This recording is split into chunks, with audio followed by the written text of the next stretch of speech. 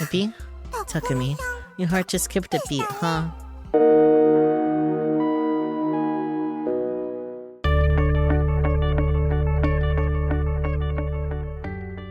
Start recording. Hi, YouTube. We are going for the Kozupiiiii ending this time. And after the fest ending, I am scared. I guess it makes sense that it wouldn't be until chapter 3, because I think we don't even see Kozupiiiii until chapter 3 anyway. I think we see Sana before, but... visual novel speedrun. Okay, there's Kozupiiiii scene, but Kozupiiiii isn't in school yet. And there's Sana. It's probably this one. Yeah, sure enough. There was a girl there. And we need to... Positive deletion. I don't think we've done the positive deletion for this one before.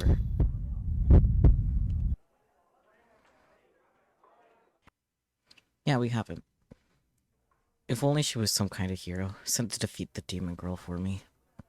Nimi's potential presence was weighing on me so heavily.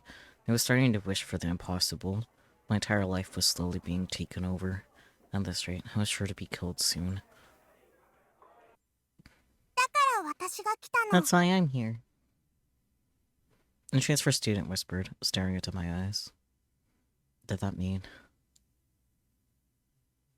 she came to save me? Yes. The transfer student is a professional exorcist. Apparently, yes. Her wimpy looks are actually camouflage. Also, apparently, yes. She is here to kill Rimi. Yes. You two, kill each other. No. Takumi, I was sent here to kill. I will destroy the demon. The transfer student's eyes were teary, but there was an intense power in them. She looked so weak, but her words felt strong. She must have looked like a crazy person to the rest of the class. The other students were all staring at her, uncertain how to react to her strange words. But in my heart, I was overjoyed. I was saved. Some exorcist organization must have sent her to defeat Rimi for me. Hooray! Go get her, please. Taku, don't let her trick you. I could hear the fear in Rimi's voice from behind me. The transfer student's not after me. She's after you. Don't listen to her. Don't try to deceive him, demon. Your life ends here. You're the demon. Shut up. I didn't really care which of them was the demon anymore. I just want to play Isso and watch Bloodsoon all day. I don't care about either of you. Just go fight and try to kill each other. Hopefully neither one of you survives. Tension filled the room at my words. A transfer student whose name I didn't even know, and a demon girl who wasn't even part of this class 2 days ago. The two were glaring at each other from the front and back of the classroom, ready to launch themselves into battle. The teacher and my other classmates were just watching, helplessly. Fine. I'll do what you want me to, then. I'm fine with that, too. I'll kill you, assassin. I'll kill you, demon. The two flung themselves into an epic battle. Which, of course, never actually happened. The transfer student was still standing there, timidly, not saying a word. Rimi wasn't screaming or crying. I didn't even know if Rimi was actually here in the room. The class started to murmur louder as it became clear that the transfer student wasn't going to say a word. The teacher gave her a reassuring pat on the shoulder. It seems like Orihara is a little nervous. Alright, we can skip the introductions. Everyone, this is Kozue Orihara. Make her feel welcome. Orihara, your seat's in the far back row. You can sit down. The transfer student bowed, silently, and started to walk towards me. Her seat would be 4 rows behind me. I thought about pretending to follow her with my eyes as she walked, so I could look back and see who was there. But if I did, I'd stand out a lot. Some Dokyu might see me and say, "Don't stare at the transfer student just because she's cute." Then they try to beat me up. What should I do? Turn around or wait until homeroom ended? My head drooped as I squeezed my fist tightly. It was no good. I didn't have the courage. If I turned around and saw her... Is that person? Huh? A bad person? If they are, maybe I really will kill them for you. The transfer student passed by me. I gasped and looked up at her. Our eyes met, but she quickly turned away and passed me by. That voice... It was a delusion, right? Maybe I was under so much stress I was really starting to lose sight of the distinction between delusion and reality. And then, I stayed there trembling in my seat, without the courage to look around. I focused on trying to calm my fear of Rimi, who I was sure was watching me.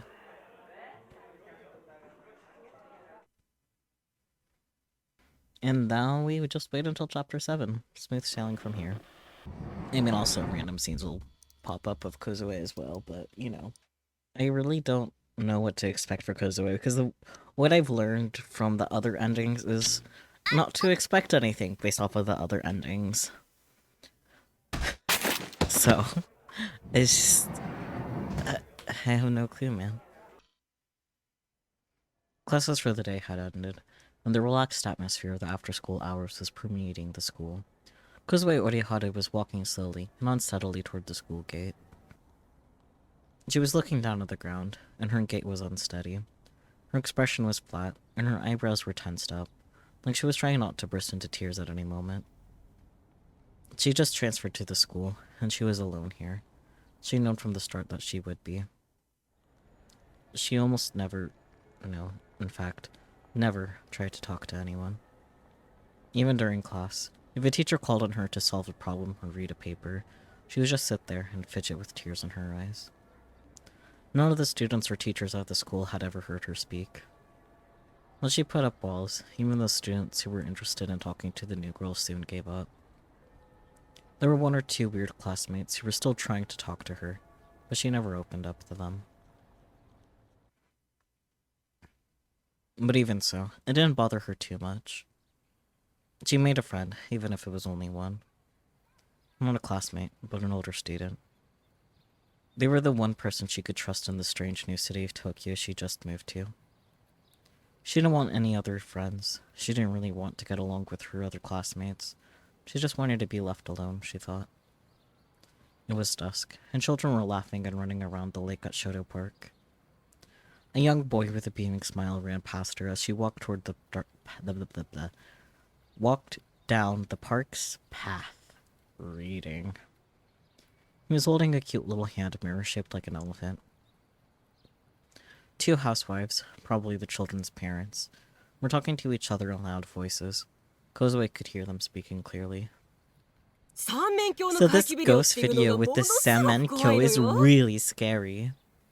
Oh yeah? I haven't heard about this. What's the Sanmenkyo? The thing with the mirrors, 3 mirrors lined up in a row? Oh, mirrors. 3 mirrors. Got it. So, what's the video about? Kozue realized that she could come to a stop in front of the bench, and a cold sweat had beaded on her forehead. The 2 housewives stopped and looked at her suspiciously. She came back to her senses and got out of the park as fast as she could. Mirrors. For Kozue, mirrors were a traumatic thing, connected to a past she didn't want to remember. But she felt memories coming back, and tried her best to stop them. Kozue told herself she was being ridiculous, and headed back to the station.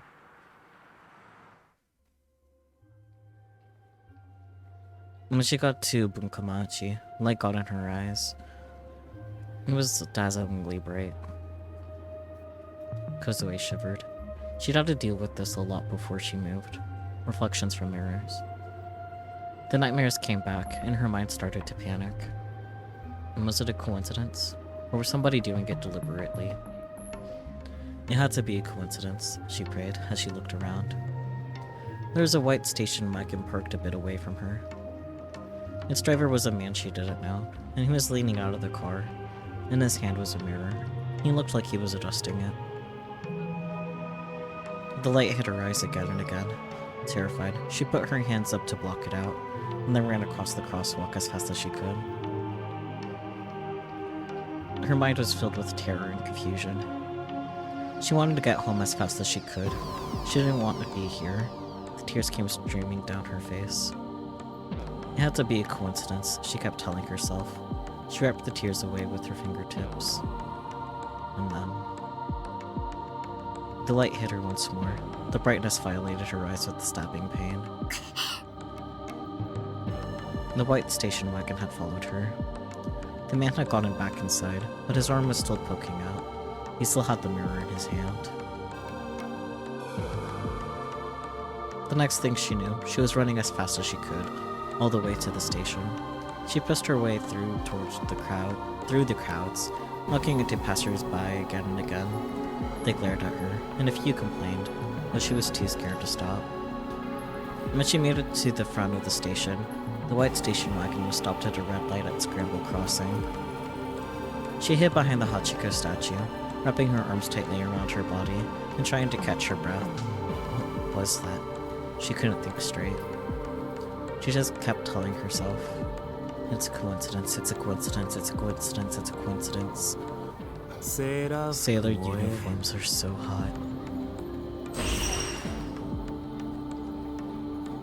Her head jerked up. It was a boy, about college age, who was evidently waiting for someone in front of the station. He was standing with his back towards her. He'd said the words softly into the phone he was holding. They echoed in her mind. Sailor uniforms are so hot. Sailor uniforms? On fire? He never turned toward her. The phone stayed up at his ear. She thought that maybe he was listening to somebody on the phone. But he didn't nod or say anything at all. He was just standing there. Was he really on the phone? My Mermaid Bride is from Seto. It's such a great show. He spoke softly again. This time, she had no idea what he meant, but she heard another word, Seto. It reminded her of her awful past. Her body started shaking. She couldn't even look at the man anymore. She was too scared. She just crouched down and covered her ears. A coincidence. It's just a simple coincidence. She kept saying that to herself again and again. She stayed there for over an hour. Nobody talked to her at all. When she looked up again, the college kid was gone. Poor Kozupiiiii.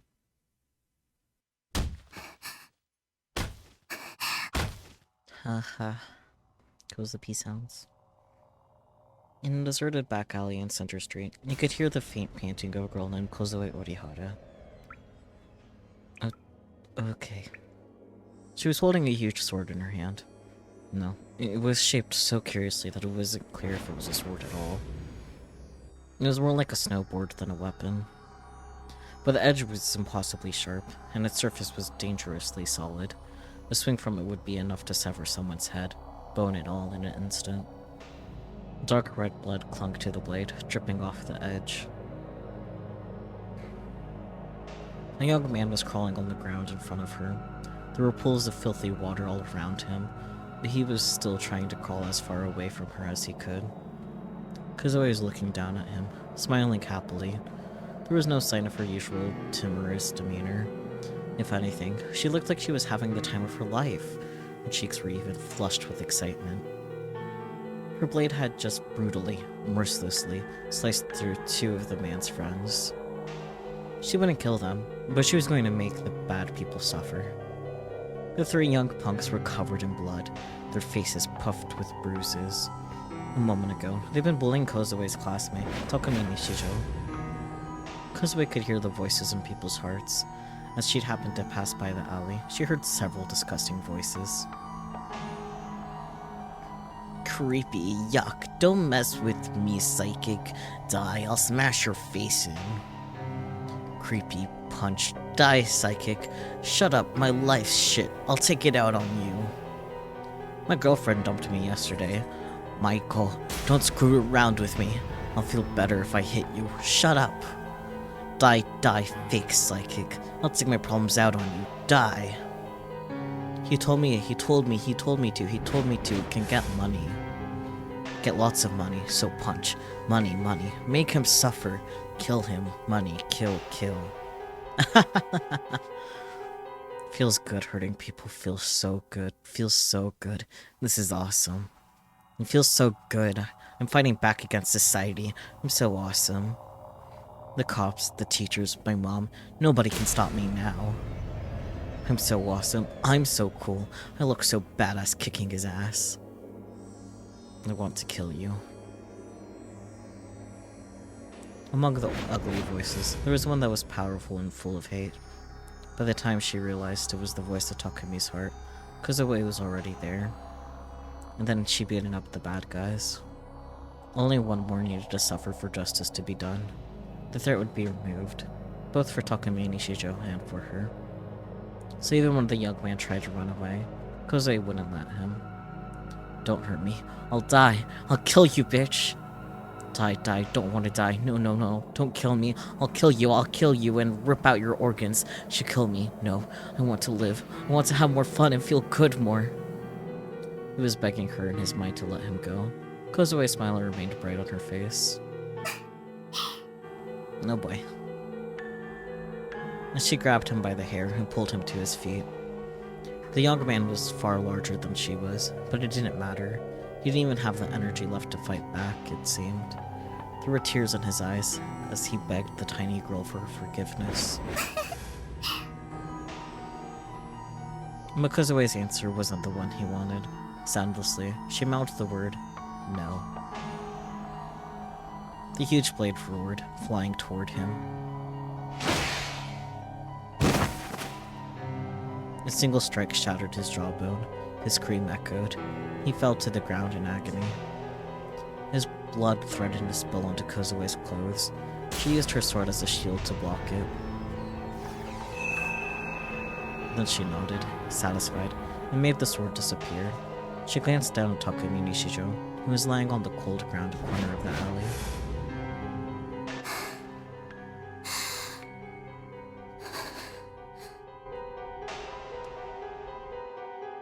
As she panted, she whispered in her mind, I wanted to kill them for you, but this will have to do.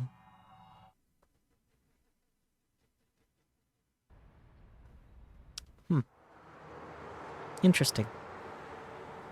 Yeah, I'll stick with interesting. Kozupiiiii is a scary small. That car again. Kozue Orihara was standing frozen in front of Shinsan Station. She'd been going home from here, rather than Shibuya, for the past few days. She made this decision after the white car had chased her around in front of Shibuya Station. And now, the same car was here, like it was waiting for her. Parked in front of the station. As she stood there, the passenger's side window slowly rolled down and then stopped halfway. The hand of the person inside popped out. It was holding a mirror tightly, as if they wanted to make sure she saw it.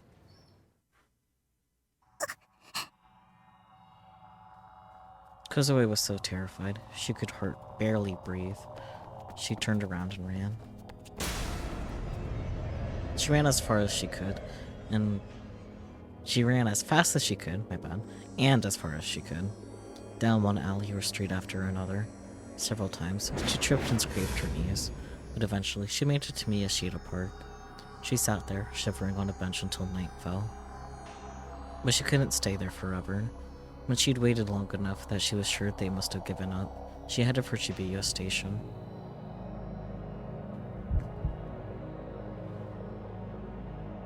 There it was. The same white car. No. No. She kept running, without any idea of where she was going. The tears wouldn't stop coming. Questions were running through her mind. He was in the white car. Why were they doing this to her? At some point, she got in close to Shinsen Station again. The car had been waiting for her before, but she didn't want to go there again. She went down a narrow alley she didn't normally use. It was dark. There were no lights. The darkness only amplified her fear. Kozue was already exhausted. She couldn't run anymore. She wiped away her tears and ran as hard as she could. And when she came out to a large street, the white car was passing right in front of her. Kozue watched it in sheer astonishment. It stopped about 50 meters ahead of her and put on its flashers. No. No. She didn't have the energy left to run again. No matter where she ran, it would follow her. It was always ahead of her, like it was reading her mind. Kozue dropped to her knees and put her hands over her head. Help me. Somebody help me. She cried out for help inside her mind, but nobody came to help her. The white car stayed there, unmoving, until Kozue left crying. The person inside never showed themselves. A lot of this is new. Well, not new, but it's not skippable because it's part of the new Kozupiiiii chapter. Like, the key difference between, like, the main character, like, endings that end up getting to this point, because I know, Nanami didn't get to this chapter, is that, Dreamy showed up at the end of, yeah, this. Like, she's turned it off, but for all the others, he gets to the end of it, at least thus far. Kozupiiiii might interrupt. Let's see. No, I couldn't count on Dreamy anymore. I'd gone to school today, and she hadn't even been there. It's like she'd never been there at all. I needed somebody to protect me. Somebody other than her. The first person that came to mind was... Shibuya has been even more dangerous than usual lately. Yesterday, a bunch of roach people tried to kidnap me, so I went kuthrak right in their faces, Nora. Kozupiiiii. She was pretty weird, but she was also probably pretty stupid, so she might just agree to help if I asked her.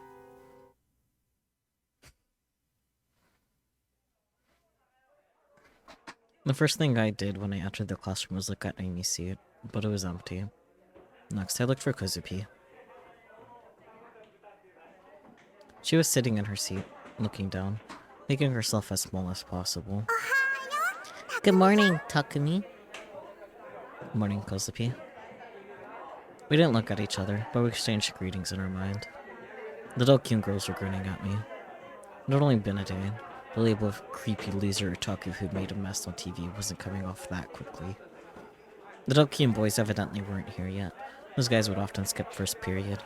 That was more than fine by me. Misumi gave me one look, but didn't come over. Maybe it was safe to say we weren't friends anymore. It was always weird that he and I were friends anyway.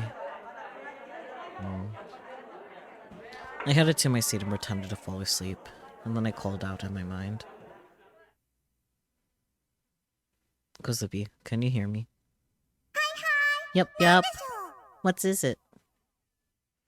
I need your help. Someone's trying to kill me. They're trying to kill you? So, I want you to protect me with your D-sword.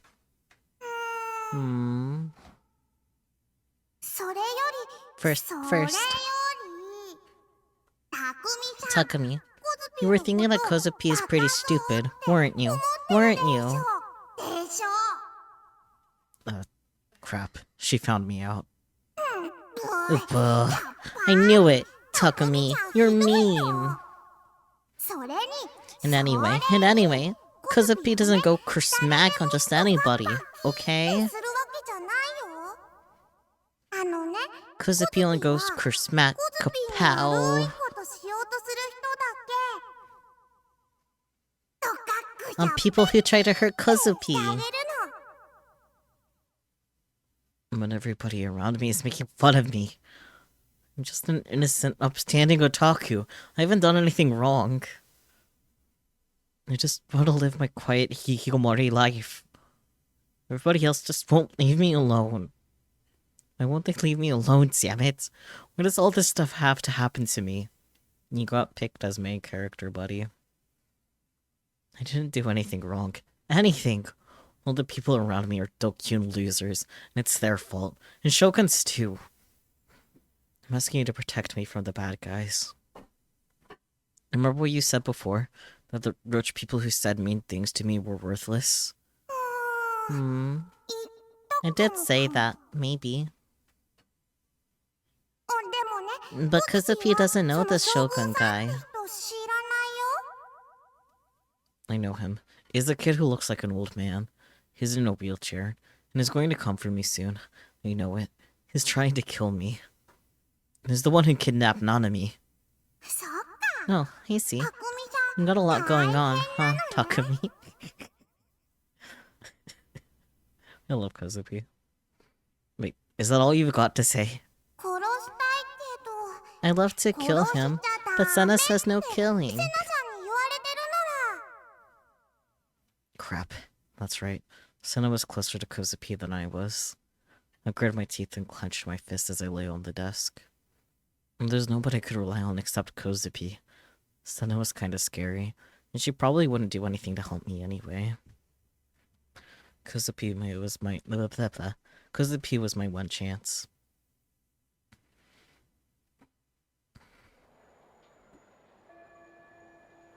After school, the bell rang and I left the classroom. The Dokyuns in class were still making boy psychic jokes and trying to pick a fight with me. They'd gone after 5 times just today. After me 5 times. You'd think they'd have something better to do. Wasn't there anything more fun to do with their time than bully some kid? Weren't their lives supposed to be so much more fun and fulfilling than an otaku's? Don't make me laugh. I spent all my days in my room playing ESO and imagining exciting delusions with Seita-tan. It was a much better life than theirs. It was so frustrating. My frustration with the Dokyuns kept growing. I was cursing them in my mind as I headed home. Takumi. Kozupi poked my shoulder from behind. Let's go home together. Did you decide you're going to protect me? Nope. But I have a present for you. A present? Was this a flag? Whoopee? What's a flag? No, nothing. Okay, let's go back to the rest stop where I took you before. Rest stop? What does she mean? I knew it. Yeah, not many people came here. It was a staircase after all. But still, I felt uneasy here. The employees here were probably keeping an eye on us for one thing. Since Kozupi and I talked via telepathy, we didn't speak. He probably looked creepy, with the looks on our faces constantly changing as we sat there silently. Does Kozupi look creepy, you think? Yeah, since you're sitting there silently. But you can talk about secret stuff and nobody can hear you. Are we going to talk about secret stuff? Nope, not gonna. Kozupi, the way you talk tires me out. Yeah, sorry, Nora. Is Kozupi tiring to talk to? I'll try not to be tiring. And just keep going. What's this about, a present for me? Right. This is a present that Kozupi always gives to her friends.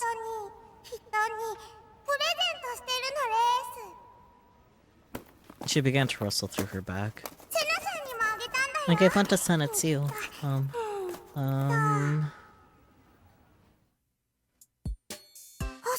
Oh right, Takumi, do you like Licky Lick candy? She offered me a piece of candy. Why did she have this in her bag? Why not? I took it, unwrapped it, and tossed it in my mouth. It tasted like lemon. Delicious sourness filled my mouth. Is this your present? Nope. That's the candy I'm always licking, Nora. Whatever. This is your present.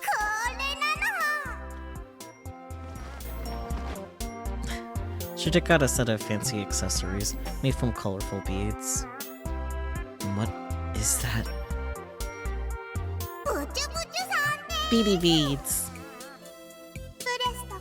There's a bracelet, a phone strap, a ring, a hairpin, and a little charm too. Did you make these? Mm-hmm. Nope.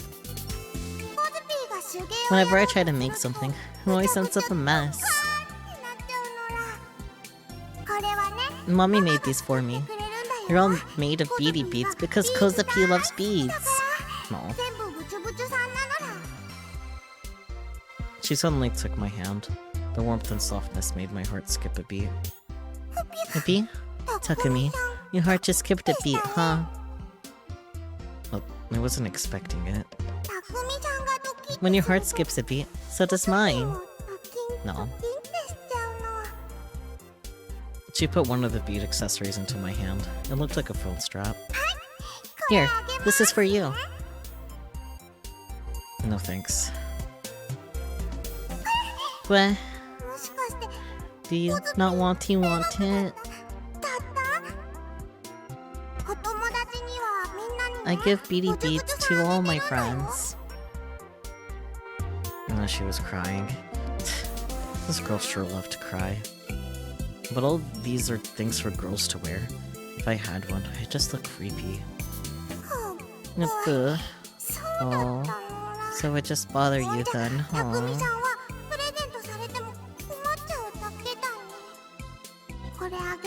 You were the second person I was going to give one, so I'm sad now, Nora. She gloomily went to take the strap out of my hand, but I put it in my jacket pocket before she could. Takumi? I'll take it after all. Yuppie. Why? You said you gave it to all your friends, but also that I'm the second person you've ever given one. And that meant Kozupiiiii didn't have any friends. First person had to be Senna, I was sure of it. So... pity, huh? Crap, Kozupiiiii read my mind. To be honest, it was pity, but it was also because you reminded me of myself. Yeah, Kozupiiiii was thinking the same thing. The first time I went to school, I saw you. You looked really, really sad, Nora. I was sad too, so we were the same. It made me feel a little better. I'm the same, huh? I remembered what Senna had told me about Kozupiiii's past before she came to the school. We were both kids who shut ourselves off from the outside world after being exposed to its evil. We avoided crowds. We avoided contact with other people. We were scared and frightened, hiding here in a dimly lit staircase. I just want a normal life, is all. Oh. Kozupiiiii said, playing with the accessories in her hands. I want to make friends, and to hang out, and to eat lunch together, and study together, and work hard for the culture festival, and talk about romance together. And that normal life was all I ever wanted, Nora. I never wanted to be special at all, you know? Suddenly, the expression disappeared from Kozupiiii's face. She pulled the string holding one of the accessories together apart. The beads scattered everywhere and rolled down the stairs. I used to always think the same thing. Why was I the only one who bad things happened to? Did I do something wrong? Kozupiiiii did something wrong. She stuck out her tongue and the smile came back to her face. Something wrong? Cutting off your classmates' arms, or... I made a wish to kill them. I made a wish to kill all the people who were mean to me. Kozupiiiii really was messed up. But, wishing for bad things isn't bad. Hmm? Huh? Wishing for bad things is bad? Do you wish for bad things because you're bad, maybe? Bad? Super bad? It's gotta be super bad. But anyway, the man with the weird sign said it's wrong to deny your negative feelings, Nona. I wish for a bad thing. Instead, the D-Sword gave me power, Nona. The D-Sword protected me. So, I don't need to be normal. Really? Did you really give up on leading a normal life? Are you okay with that? You're sure you won't regret it? I don't want to do anything that's gonna be hard. And the world's full of bad people anyway. Even Senna? Do you think she's a bad person? Senna is a friend. She's not a bad person. Her inner voice sounded so happy. And so are you, Takumi. We're bead friends, Nona. Life would be so much easier if I could think like Kozupi did. Or maybe she only ended up like this because her mind had been broken once. My brain didn't work like that. I spent all day complaining in my head anyway. About the people around me, but in the end, I just wanted somebody to save me. I thought we were the same, but I guess in the end we're different. Nope, we're the same, Nona. Kozupi's voice was, for some reason, filled with certainty. She leaped to her feet. Okay, let's get going. She started to run down the stairs. On the last step, she tripped and fell on her face. And that was just like her. Poor Kozupi. The Roft building was as crowded as ever. Kozupi walked with one foot dragging slightly behind her, tears in her eyes. You okay? I'm used to crying. Well, fair enough, I guess. Hard to argue that one, huh? She gave me a tough smile. Her smile quickly froze. She stopped moving, and she was looking behind me. I followed her gaze and saw that she was looking at the corner where they sold the mirrors. There were all kinds of mirrors, from little ones to big ones. Kozupi and I were standing right in front of a full-length mirror that was reflecting us. Kozupi looked away, her smile still frozen on her face, and quickly started to walk off. See you tomorrow, Takumi. Her inner voice didn't have the cheerfulness it had a moment ago. Fair. I left the Roft right after Kozupi, but I couldn't see her anywhere. I didn't plan on walking home with her or anything. Right now, she was all I had to rely on. When I lost sight of her, I started to get nervous. Especially since now, I was alone in the middle of Shibuya. Just looking at the crowds of people on the street made me sweat. I decided to give up on looking for Kozupi and head back to the base. I heard a sound. It was the loud and very noticeable sound of a camera shutter. I looked over in the direction I'd come from, but nobody there had a camera. Suddenly, I realized. The sound wasn't coming from a real camera. It was the camera function on a cell phone. That's why it was so loud and clear. But I couldn't see anybody pointing a cell phone at me either. Was I just being oversensitive? No, probably not. I'd humiliated myself in front of the entire country at the O Front building. It wouldn't be surprising at all if somebody decided to take a photo of me. There were so many people out on the street. None of them were looking at me, but... Don't look at me. I bit my lip and started to walk. I kept my head down, so that nobody would notice me. Again. Somebody had taken a photo of me again. I could feel them looking at me too. It wasn't a gaze of God, it was a gaze filled with malice, and it was close too. I looked around, but nobody was looking at me.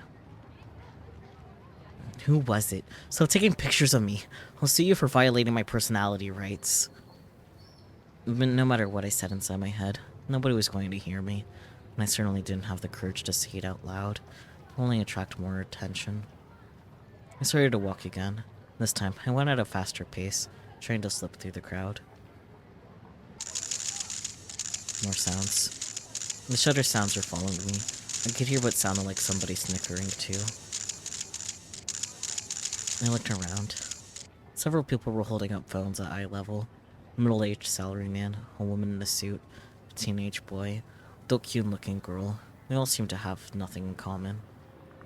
But they were all pointing their phones at me. Don't look at me, don't look at me! I started to run. I couldn't take it anymore. But no matter how much I ran, no matter how much I tried to flee, no matter how much I tried to slip through the gaps in the crowd and get out of there, the sounds wouldn't let me go. The gazes followed me. I'd escaped from some, only to have the same sounds come at me from the front or the side. It was like facing an infinitely spawning enemy. When the light was red, I had to stop. I put my hands on my knees and tried to catch my breath. The shutter sounds were still following me. I lowered my gaze and clenched my fist. There was nothing I could do but endure the humiliation. And then I started to wonder, was there really just a random chance that so many people were taking my photo? Could that many people want pictures of me? Sure, I was famous, but only in a negative sense. I wasn't the kind of person whose photo you'd want. Most people probably thought I was creepy. Why would they want to take so many photos of me in such an obvious way? And why only now? What was this Shogun's doing? Another one of his attacks? Please, just leave me alone. What was his problem? What did I ever do to him? I wanted to kill him. He was doing this to break me down. He was constantly watching me, so that someday he could come kill me. He was going to make me out to be the new gen killer. He was going to kill me in some horrible way. I wanted to kill him first. I put my hands to my head. I had a bad headache. But I couldn't feel the gaze of God. All these people were taking my photo. The Shogun's gaze wasn't here. I wanted to kill him. Suddenly silence. All the clicking shutters stopped, as if somebody had given them all in order. I looked up. And then heard a sound I recognized. This time from right behind me. It wasn't a loud sound. If it had been silent, I would have missed it. I could sense him. Somebody in a wheelchair was right behind me. Somebody? I laughed at myself. I knew exactly who it was. It was him, Shogun. I ran across the street, even though the light was still red. The car honked loudly at me, but it stopped just before impact. I ran as fast as I could, not even looking behind me.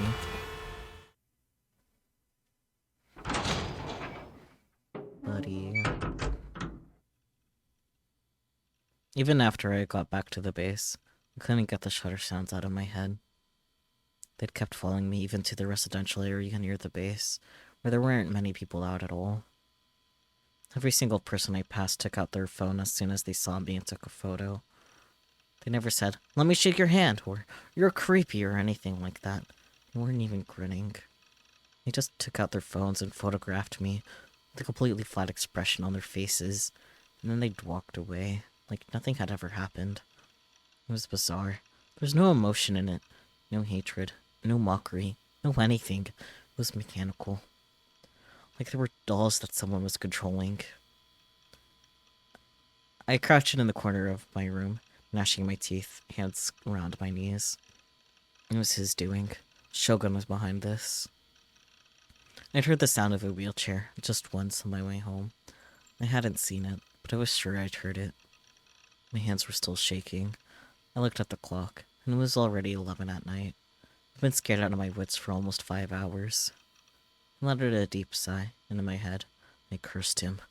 Die, die, die, die. The worst thing about Shogun was that he didn't just come out and try to kill me. His attacks were slow and indirect. They were wearing me down, making it so I was terrified to even go outside. Save me, Kozupiiiii. There's no way I could fight Shogun alone, not without a D-sword. Why wouldn't Kozupiiiii save me? I had to think of some way to get her to protect me. If she could read my mind, I couldn't lie to her. What about money, then? If I paid her, would she help me? I heard a strange noise. I gulped and pulled myself into a ball to make myself even smaller. Then I listened carefully to see if I could hear it again. I was hearing things. I had to be hearing things. I wasn't hearing things. It was a wheelchair. I could hear it outside my room. I held my breath and put my ear to the wall. He was here. He was right outside. And was I imagining things? Or did it sound like he was moving, little by little? I wasn't imagining things. He was slowly circling around the shipping container. I heard a voice. Shogun's laughter.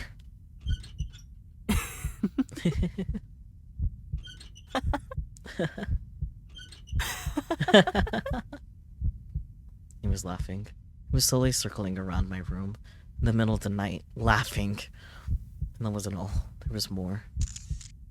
The sound of his cell phone shutter. Was Shogun taking pictures? Of what, the container? No. It wasn't just Shogun. There were other people too. Not just 2 or 3. There had to be at least 10 people out there.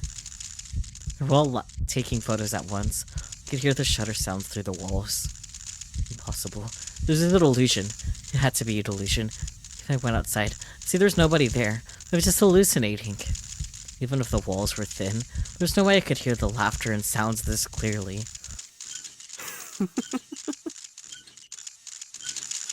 I didn't have the courage to go outside. I was too scared to think. I pulled a blanket over my head, covered my ears, and sobbing. Stay out, stay out, stay out, stay out, stay out, stay out. Stay out! Stay out! Stay out, stay out, stay out, stay out, stay out! How long was I stuck there like that? It might have been 10 minutes, or it might have been 10 hours.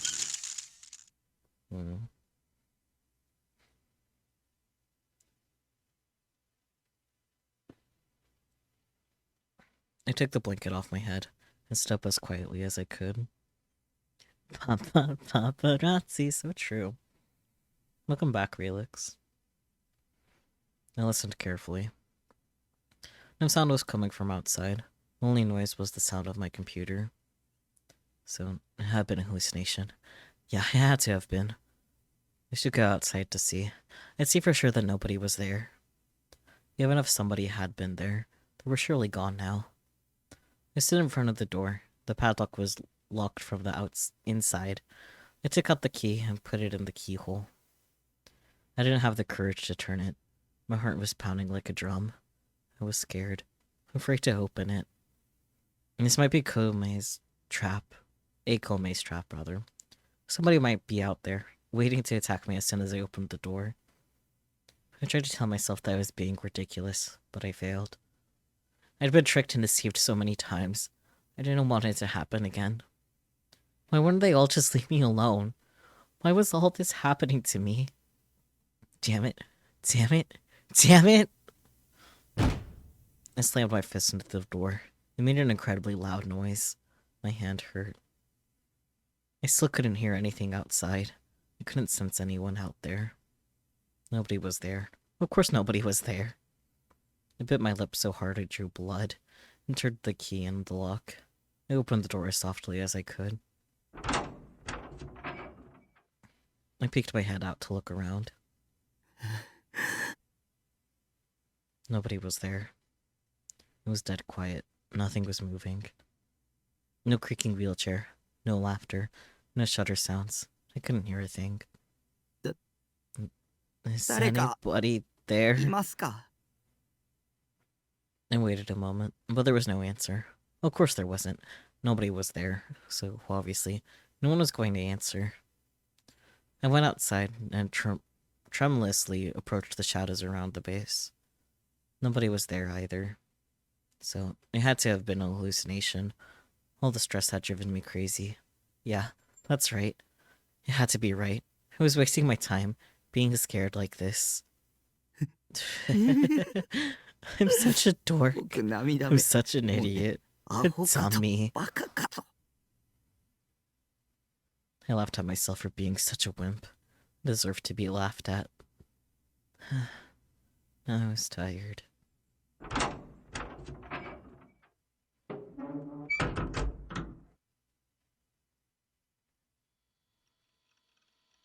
went back into my room and looked at my Seidaton figure to restore my sanity. Then I sat down on my computer and logged into Freepada. I checked to see if there were any new topics in the Bloodtoon community. Then I checked my friends' updates. Something felt wrong. Something was strange.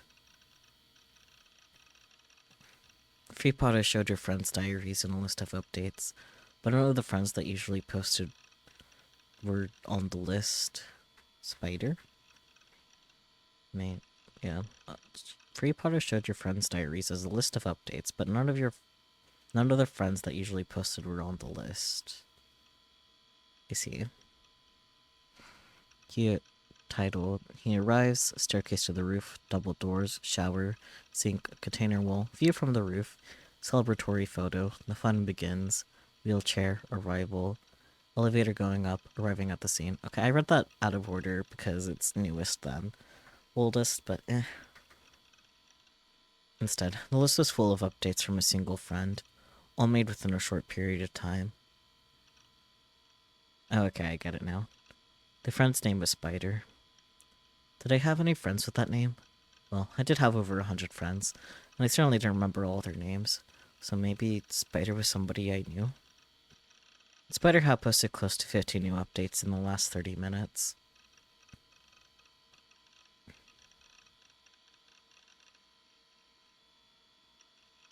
I looked at their titles and gasped. I realized my throat was completely dry.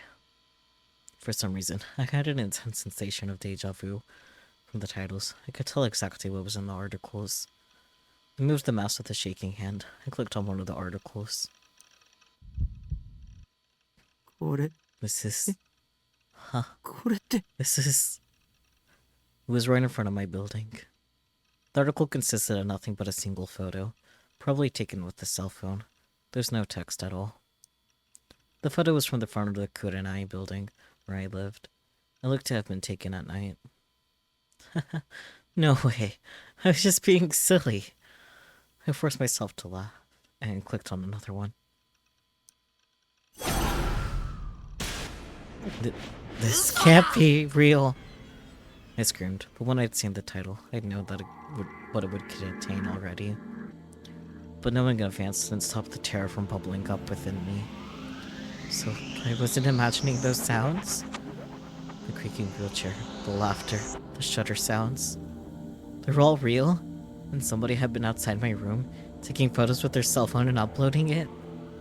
The latest article. Its title was, He Appears. The timestamp was 12:14 a.m. The time right now was 12:21 a.m. It had been uploaded just 7 minutes ago. This can't be happening. It's not happening. Who was he? Who were they talking about? I didn't want to look, but I had to. I turned back toward the door, checked to make sure it was still locked. And then I clicked the latest article with the trembling fingers. It was clearly visible in the picture. It was taken right when I'd gone outside to see if anyone was there. I thought that nobody had been out there, but somebody was.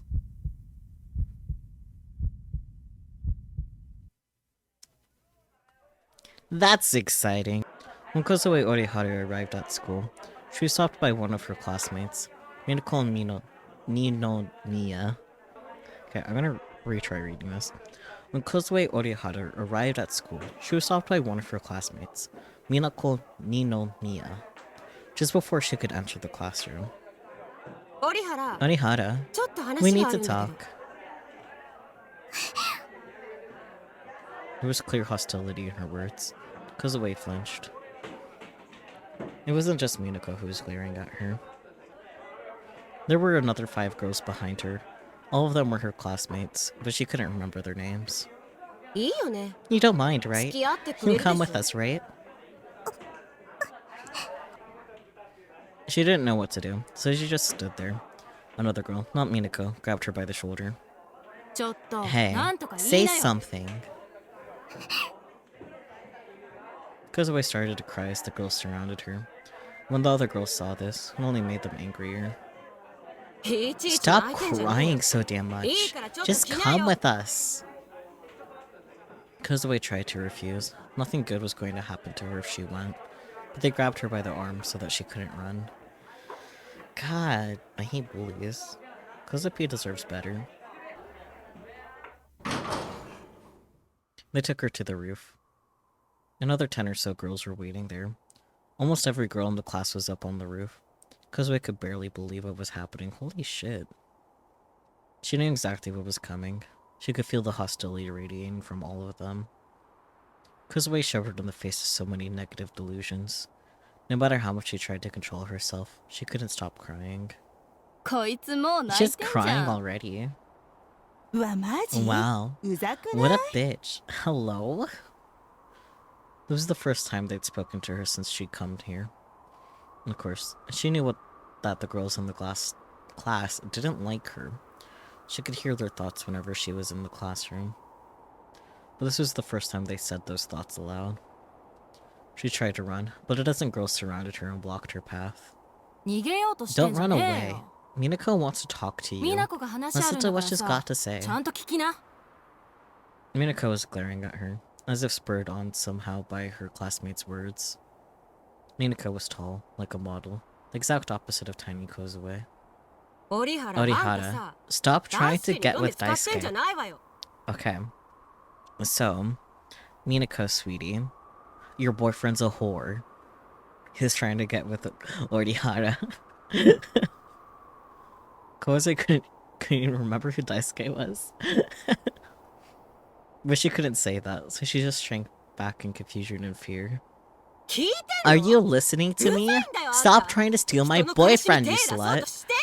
You got this wrong. Your boyfriend's the slut. Kozue shook her head as hard as she could. She had no idea what Minako was talking about. And then she finally remembered that Daisuke was the first name of Misumi, one of her classmates. She never tried to seduce him. She knew exactly what he was after, and she'd avoided him. You know, I never liked you. Right? Why don't you talk? Do you think it makes you cute or something? Yeah, nobody likes you. You just piss everybody off. Or maybe you can't talk to guys, but you can... sorry. Or maybe you can talk to guys, but you can't talk to us. Is that it, bitch? Say something, you whore. They pulled her hair, slapped her cheek, jabbed her shoulder. She couldn't escape, and they wouldn't let her go. Gang beating, bullying. The words flashed through Kozue's mind, terrified her. Save me, Senna. Help me, Takumi. She called out in her mind, but nobody was going to come. This was just like before she came to Tokyo. No matter how much she called out for help, nobody came to help her. She'd just have to endure it. But this wasn't so bad. She could handle this. And then, right as she had that thought, she started to hear a strange sound. The expressions vanished from all of her classmates' faces, and all of them put their hand into their breast pocket.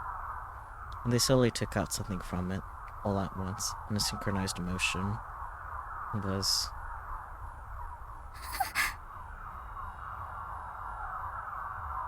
hand mirrors. All of them had a different shape. But they all pointed them at Kozue. It was like some kind of bizarre ritual. All the mirrors showed her reflection as she trembled, eyes twitching and spasming. Who are you? Who are you? Who are you? Who are you? The nightmares came back. She would cease to be herself. She couldn't stop shaking.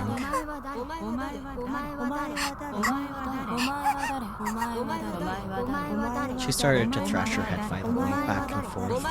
Her gaze went from one mirror to another. Her eyes kept switching.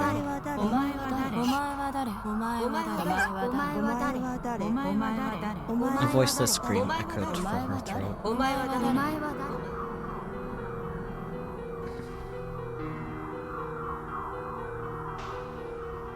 I'll kill you, I'll kill you, I'll kill you, I'll kill you, I'll kill you, I'll kill you, I'll kill you, I'll kill you, I'll kill you, I'll kill you, I'll kill you, I'll kill you, I'll kill you, I'll kill you, I'll kill you.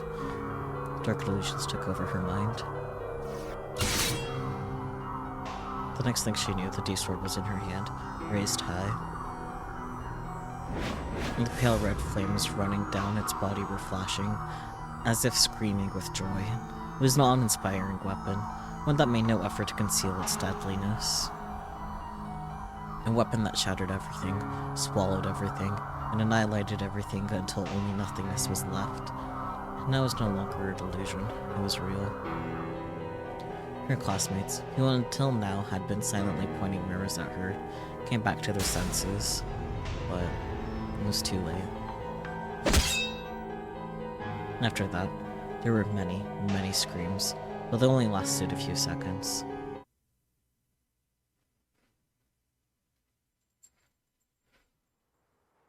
I hurried to school. I looked around carefully to make sure no one was around me. If anybody was following me, I was going to run away as fast as I could. I was already out of breath.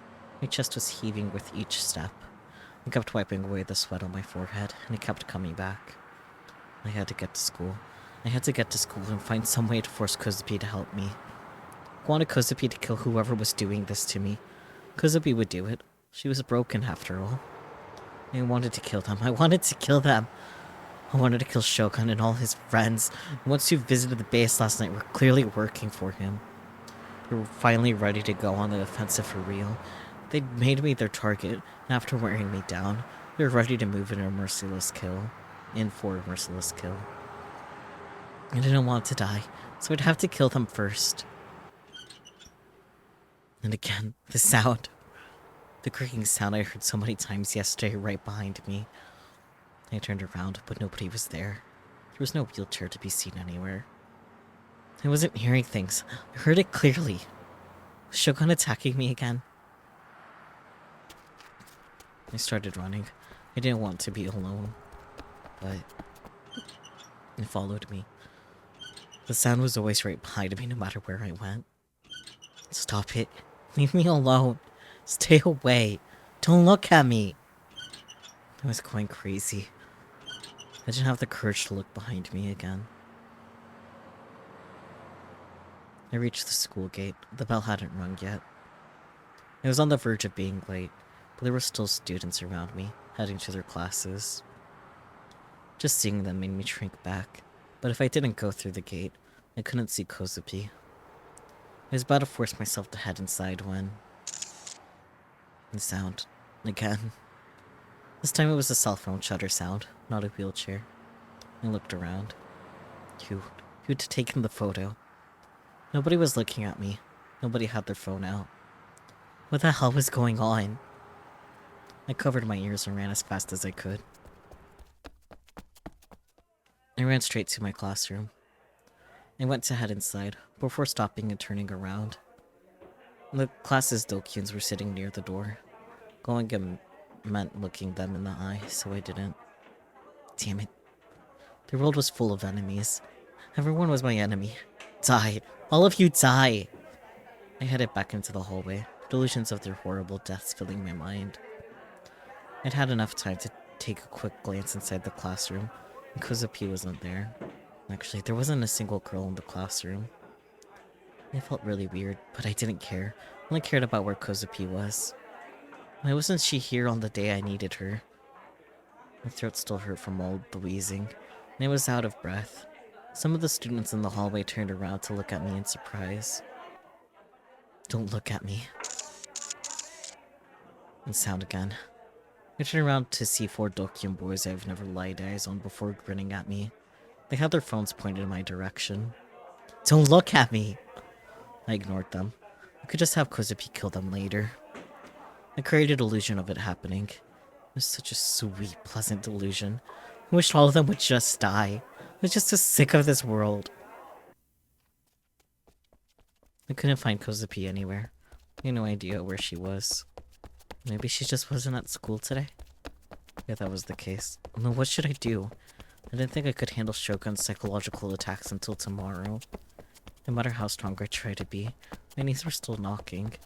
And if I wasn't careful, I might collapse where I stood. Kozupiiiii, where are you? Where are you? I need your help!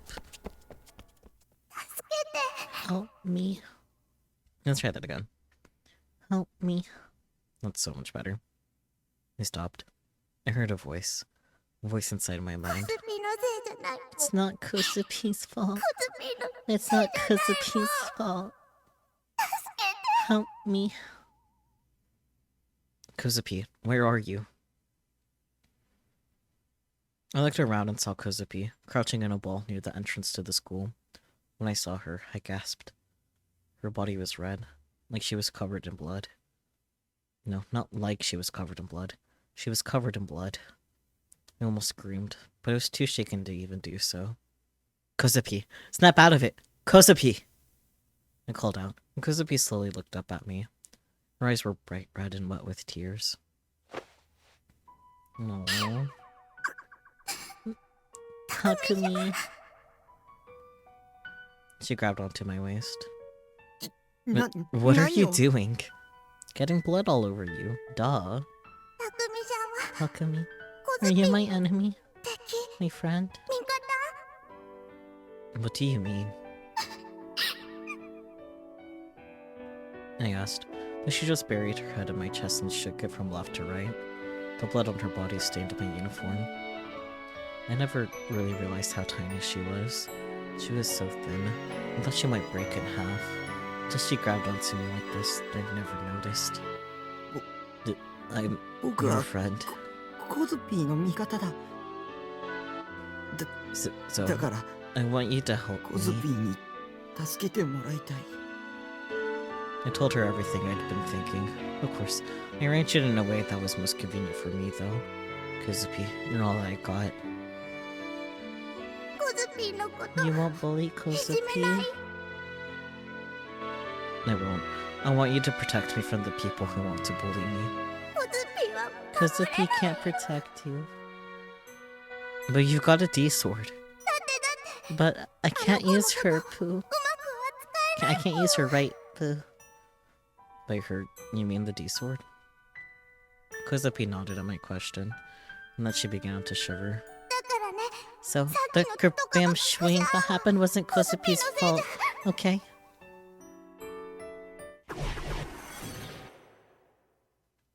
Been a while since I had that transition. The impact came out of nowhere. A vision like a flashback exploded in my brain. School, the roof, red. A sea of blood, the overpowering smell of blood. Dozens of chunks of meat lying on the ground, ripped apart so much you couldn't tell what they were before. Kozupii standing in the middle of the sea of blood, panting, the D-sword in her hand. I came back to my senses. What did I just see? And there was the school's roof. I could tell that much. But what was that? Just a delusion? Felt a little different than usual. Maybe it was Kozupii's delusion and not mine.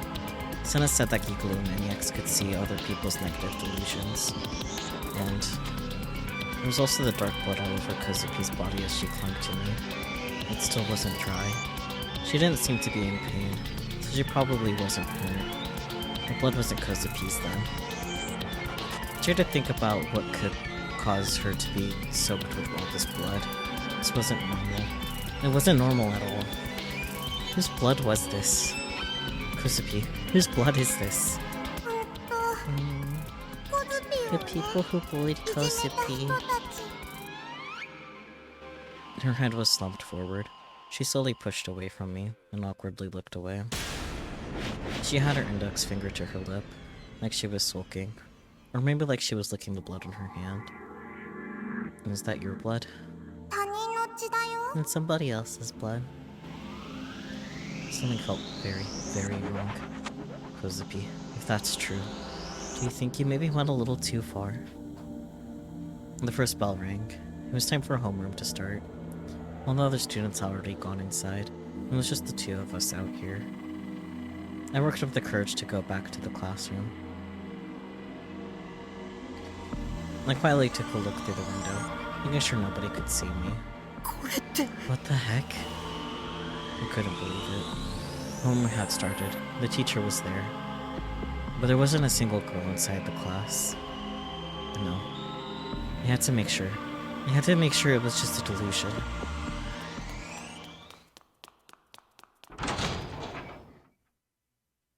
I ran up the stairs to the roof and flung open the door. The first thing I saw was a dreary blue sky and then a brilliant red. A literal sea of blood.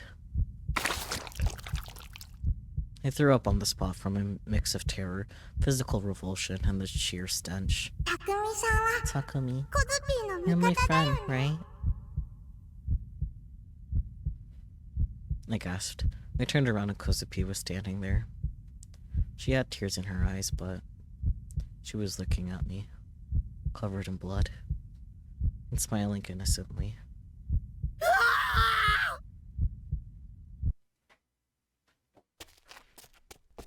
I ran. I was terrified of Kozupiiiii, and how she could smile like that. I was terrified of how she could kill so brutally. Nothing made sense. I couldn't get what I just seen on the roof out of my head. The scene kept playing inside my mind. And each time, the vomit came up in my throat, and I had to stop from heaving it out. I ran through the school with no real idea of where I was going. One room had started, and there were no students in the hallways. Kozupiiiii didn't follow. What should I do? What should I do? What should I do? Was running the right move? Should I have stayed with Kozupiiiii? What if running made her think I was an enemy? What if she thought I was an enemy? Would she do to me what she did to the girls on the roof? Please, no. No. Then what was I supposed to do? Even if I went back, I wouldn't have any idea what to say to her. I ran, staggering and almost tripping several times. When I rounded a corner, I barely avoided running into someone. It was Misumi, the Dokyun boys who'd been making fun of me. Misumi looked away, awkwardly, while the Dokyuns grinned and blocked my path. Hey, boy psychic. Why don't you show us a trick? I bit down hard on my lip. I didn't look him in the eye. If I did, he'd punched me. The Dokyuns didn't take out his phone. Or the Dokyun didn't take out his phone. If he had, he might have snapped and killed him like Kozupiiiii. The girls in class are all playing hooky today or something. We're out looking for them. I really don't know why we're bothering though. Misumi's worried about Minako, but they're probably all just hanging out somewhere or something. Don't you think so, boy psychic? I didn't answer. He kicked me in the stomach. Hey! Don't ignore me. Knock it off. Misumi spoke for the first time. The Dokyun was still trying to hurt me, but Misumi stopped him. Taku, you seen Minako? She was here until the bell rang. Now she's not picking up her phone or answering my texts. What a caring boyfriend. I couldn't tell him. I couldn't tell him what I'd seen on the roof. I didn't know for sure who Minako was, but it was probably his current girlfriend. Was she one of the bodies up on the roof then? And what about Rimi? Did Kozupiiiii kill Rimi too? No, that was impossible. Rimi has been missing for a while now. She hadn't been coming to school. Why was I worried about Rimi right now? Why was I still expecting anything from her? She was never coming back for me, right? Hey, psychic. Why is there blood on your shirt? I froze. The blood was from when Kozupiiiii had grabbed onto me. It had stained the bottom of my shirt. Misumi gasped in surprise. Taku. Did something happen? Nothing. I turned around and ran. I could hear him calling after me, but I ignored it. I ran down the stairs. But I was in such a confused hurry that I tripped and fell, rolling down the stairs all the way to the landing. I didn't have the strength to get up again. Was I never going to have a single moment of peace again? Why did all these impossible things keep happening to me? Taku. Somebody said my name. There was only one girl that called me that. I looked up and saw that someone was offering me a hand again. What's wrong? Why are you in such a hurry? Are you hurt? Rimi was here. Rimi.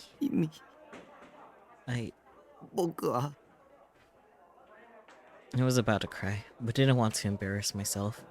I held back the tears and took her hand. It was warm. Remy helped me to my feet. 本当に大丈夫? Are you sure you're okay? かなり派 That 手に looked like 転 a んでたけ nasty ど。 fall. I think his fall down the stairs is the least of his worries right now, Remy. I looked to see if anything was broken, and patted the dirt off my body. Remy, where have you been? Why didn't you contact me? Didn't you say you were going to protect me? Oh, me? 私 I was late today. 今日は遅刻。No, that wasn't what I meant. But her cheerful smile made me feel just a little less terrified. Her smile had saved me so many times. I didn't need to ask where she'd been or what she'd been doing. I didn't need to ask why she hadn't contacted me. Mimi had come back. Everything was okay now, no matter who was after me. Mimi would protect me. Would she really protect me? Was there really only just chance that Kozue hadn't killed her? The thought popped up in the corner of my mind. And once it was there, it wouldn't go away. She hadn't come to school for ages, and now, by sheer luck, here she was today. And by sheer luck, the day she decided to come, she'd been late. And by sheer luck, the day she decided to come was the day that Kozue killed a bunch of people. No, I couldn't let myself think these negative thoughts. I rubbed my temples with my finger and calmed myself down. なんだか具 You 合も don't 悪 look そ so うだ good. ね。 Let me get you to the 保健室に連れ nurse's てってあげる。 office. You can そこ get で some 少 rest し there. 休んだ方がいいよ。 She started to pull me by the hand. Baba. ほら、 Come on, 行こ let's go. Did she not know what had happened on the roof? I guess she wouldn't. She said she was late after all. And she's probably just not bringing up the blood on my clothes because she just didn't want to make things awkward.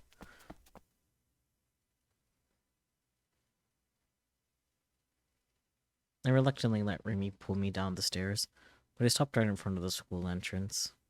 う。タク Taku. Baba. Remy was pulling me pretty hard, but I softly brushed her hand away. A left at the end of the hallway would take us to the teacher's office, and past that, the nurse's office. Or I could go out the entrance and out into the yard. Past the yard would be the school gate. I didn't want to talk to anybody today if I didn't have to. I didn't want to walk around the school building.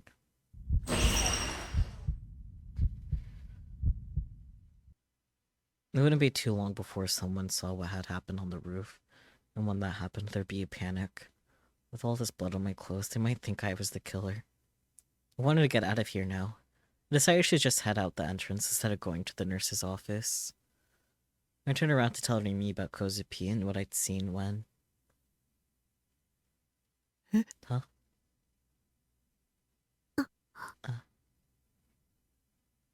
Remy had something in her hands. It was a sharp blade, like a pair of iron wings.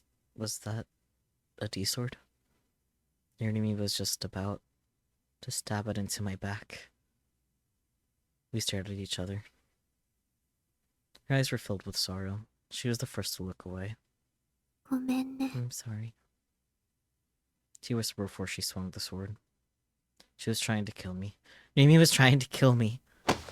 My brain had shut down. I quickly grabbed her by the wrist and blocked her from bringing it down on me. I was a wimp who never exercised, but I was still stronger than Remy.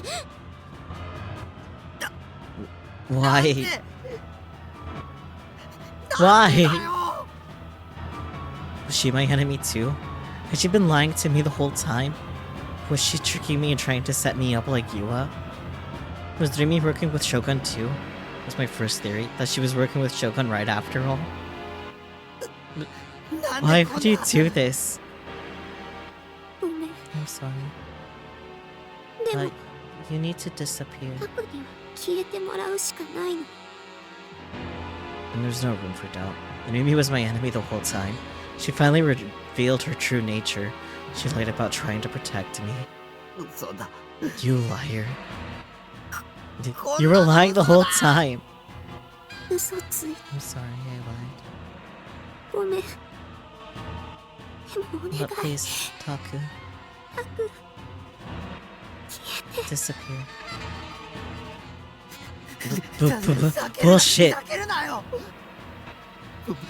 Do you know how much I trusted you? Do you know how much I counted on you?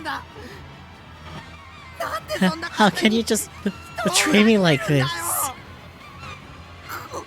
You demon girl. Take. I'm sorry. Sorry isn't good enough. Who the hell do you think you are? I was crying. How could she just betray me like that? I felt angry and frustrated, far more than I'd been when NoAH had done the same thing. Mimi had toyed with my feelings. I'll make you pay, I'll make you pay, I'll make you pay, I'll make you pay, I'll make you pay, I'll make you pay, to kill you. I'll make you pay, I want to kill you, I'll make you pay, I'll make you pay, I want to kill you. I strengthened my grip on her wrist and she winced in pain, but I was in worse pain than she was. She tore my heart apart. I'll make you pay, I'll never forgive you. I want to kill you, I want to kill you, I want to kill you. I'll kill you.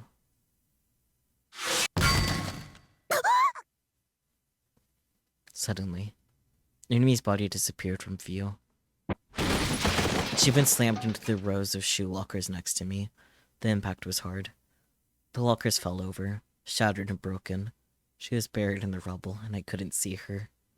Dust had flown up everywhere. At first, I didn't understand what had happened. I heard the cry of your heart. Kozue was there with her D-sword. Her expression was pained. There was no sweat on her face, but she was forcing herself to smile. You wanted to kill her. You wanted to make her pay. So... I killed her for you, Nana. It was Kozupi's inner voice. You killed her? You really killed her?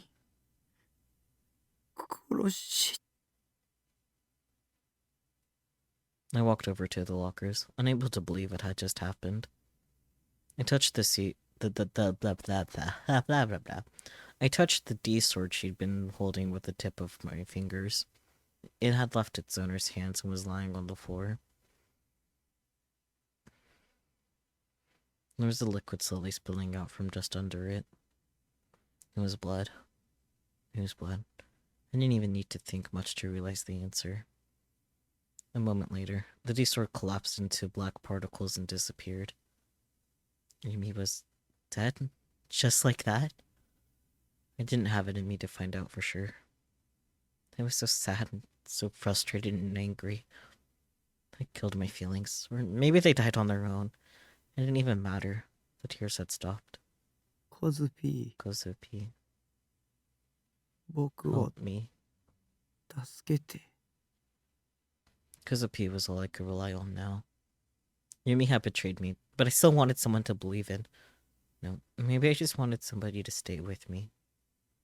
Maybe that stuff about wanting someone to protect me was all just an excuse. Maybe I just didn't want to be alone.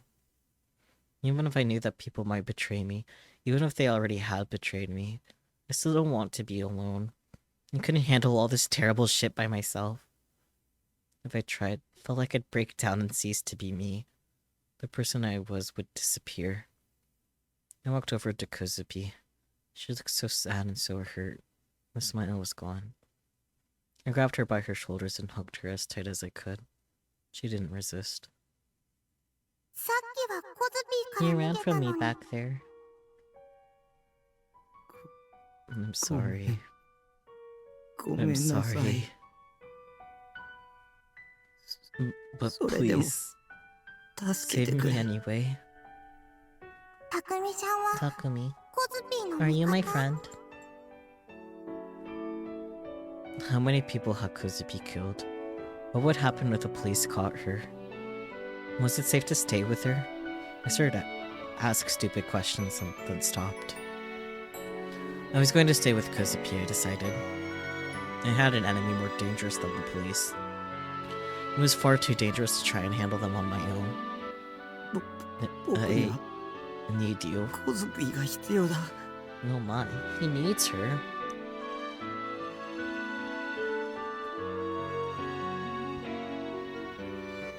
一緒に and I want to stay with you.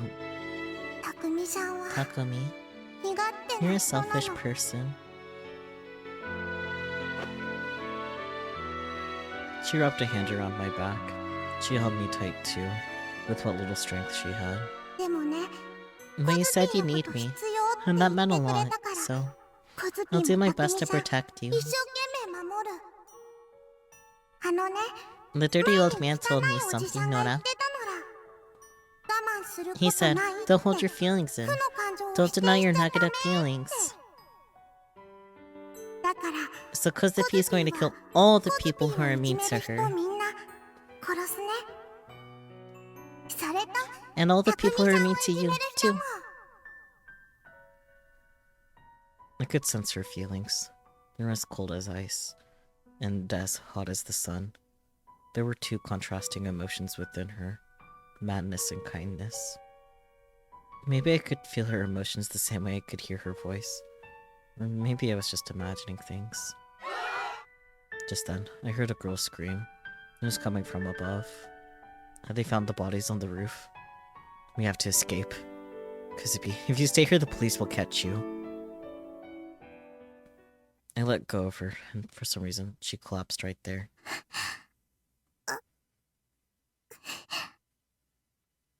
What's wrong? すごく I'm so 疲れてる tired. のが My body feels so 体 heavy. だるいの。ねえ、たくみさん、 Takumi, コズピね、 Kozupi's got these 心の darky 中 dark に delusions coming up from 真っ黒黒な inside her. 妄想がどんどん生まれてくるよ。押しつぶされちゃい It's そう like they're なの。 going to crush me. What are darky dark delusions? Whatever they were, we couldn't stay here. Mimi's corpse was just a few feet away. If anybody saw us, they'd know for sure that we did it. I helped Kozupi to her feet and got us out of there.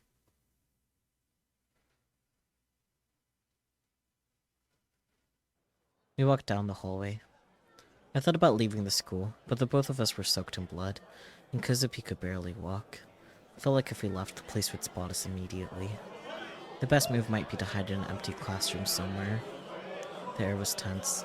The scream had set the whole school on edge, and I could hear the murmurings from the classroom getting louder and louder.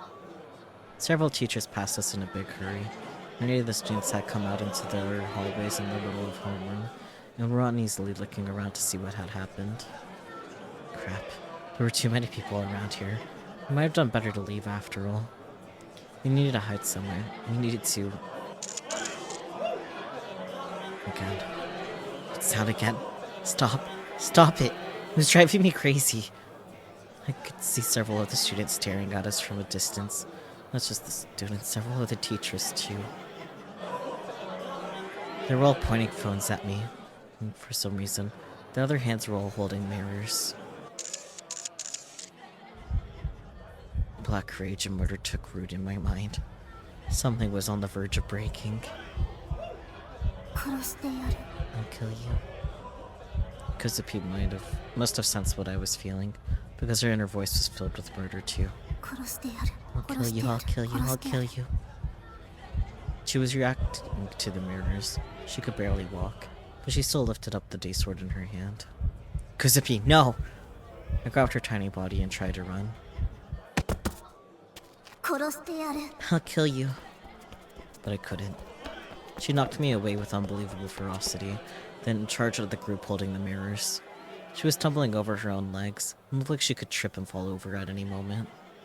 But still, she swung her huge D-sword.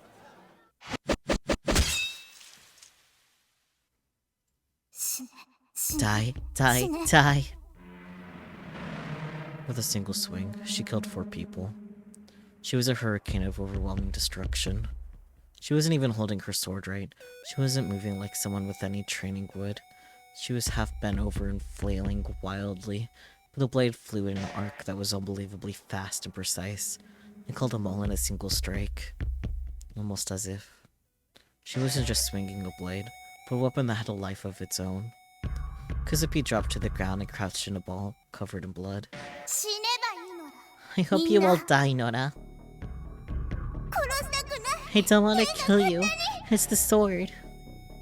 天に依存存しちゃ I え should ばいい just の let the sword take over, Niora. これが Is this コズ who ピ I ーの really 本性な am? のかな I could feel the state of her mind, and it was a mess. She was totally out of control. I helped her to her feet and went up the stairs. We ran into Misumi and the Dokyuns on the staircase. Please, not them. I bit my lip. おいおい Look, they're こいつら covered in 血まみれ blood. じゃねえか One of the Dokyuns went pale. Misumi grabbed me by the collar. He was shaking with rage. Was it you? お前らが Were you the one who killed Minako? ミナコ Who the hell was Minako? Before I could answer, one of the Dokyuns made him stop. まあ待てよ Called it ミスミ Misumi. まだ We そう don't と know 決ま for ったわけ sure じゃ that ねえ it だ was ろ them. They're covered in blood. Just throwing that out there. 大体 These two あんなこと couldn't do what we よりに saw. よってこの二人ができるわけねえって What we saw. You had to be talking about what was up on the roof. それよりよ Anyway, エスパ boy ー psychic. I'm not a 僕は psychic. エスパーじゃん。うるせえ Shut up. 口 Don't 答えす talk んな back カス to me, asshole. I tried to tell him I wasn't a psychic, but he cut me off. He glared at me and I flinched. I felt so pathetic. I wonder if Kozupiiiii would kill them if I wanted them dead. 殺しても I'll kill them. If you want. No, I don't want to kill them. There were two contradictory feelings inside Kozupiiiii. 殺せない I can't kill them. 殺すことも You need to be willing to Okay, kill.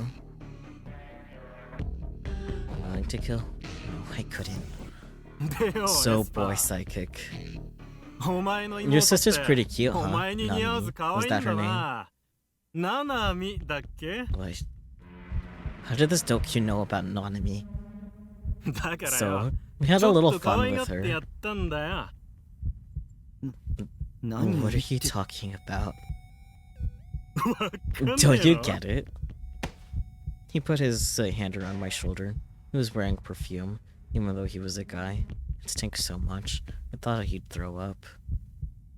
俺の連れ Me and about 10 of my 大体10人 buddies, くらい we で like to いつも hang つるん out. でるんだけ We ど didn't な have much to do ちょっ that と day. 暇してたわけよ We're gonna go pick up some で girls when he offered こ her んな to ナンパす us. るかって Your 話になっ sister, た時 that によ is. 提供してくれたんだよね Okay, now the お前の Dokins are dead. Yeah, 妹 they're so dead. 提供って Offered? Nanami isn't a thing. What do you mean, offered? What did you do? Wait, did that mean one of them had kidnapped Nanami? ダーススパイ Darth ダーだ Spider did. I couldn't believe what I was hearing. わざわざ He 向こう came から to 声 us, か and け he て said き we て could do よ whatever we お前 wanted の with 妹 your を好き sister. にしていいとか言って Hilarious, 渡してきた right? んだよねマジでウケるだろ My vision went red. I felt like all the blood in my body was boiling up to my head. I didn't mean to right click. ナナミ What did you do to Nanami? あ Huh? だ I から told 可 you. 愛がってやった Not a っつってん little だろ fun with her. そうそう Oh, right. 妹 She was さ messing a 片手 hand. なかったぜ Looks like it hurt. 言ったそうだったな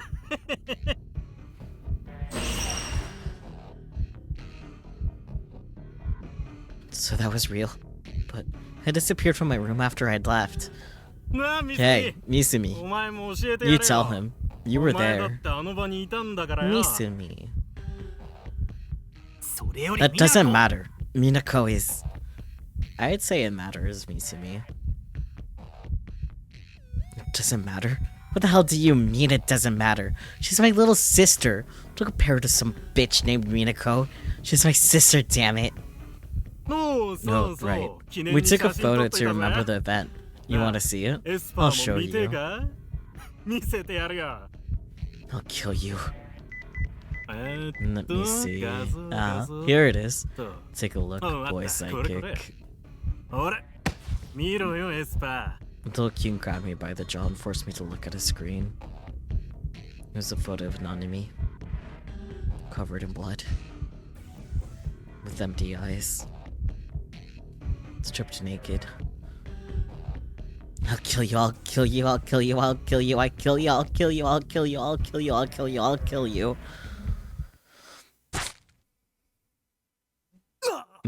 What? The knife I'd been holding in my hands was stabbed into his chest. You had a knife?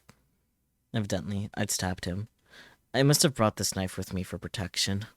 I drew it out, and then stabbed it in again. And again. Taku, stop it. Shut up!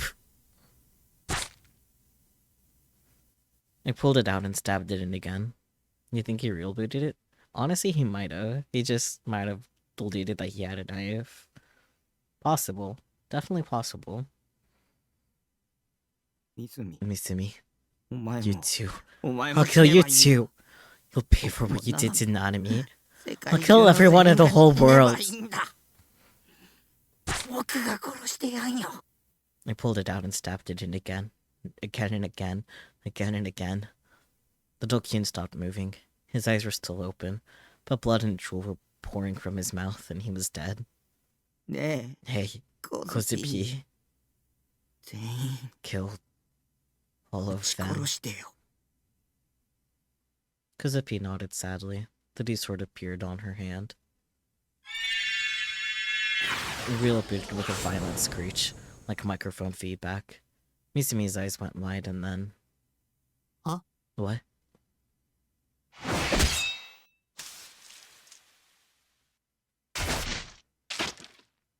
It only took an instant. Kozupiiiii swung the sword so hard that she lost her balance and fell flat on her butt. Mitsumi's body fell on top of her, staining her clothes even darker with blood.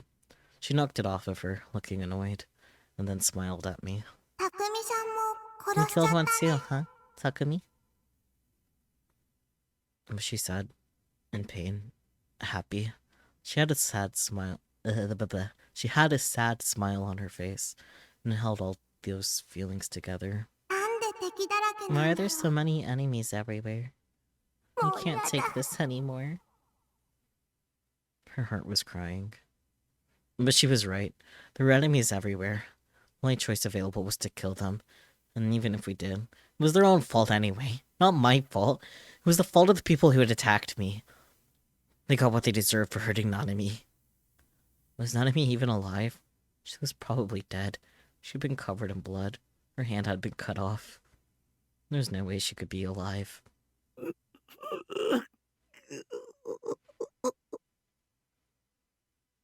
I never forgive them. Never. I was tired of just being scared all the time. I killed them all. All of them. When I seen that picture of Nanami, something inside me had broken. It felt like there was no going back now.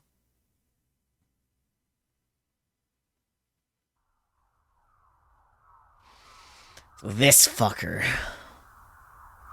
Mamoru Suwa was standing at the gate of Suimei Academy, looking at the school building.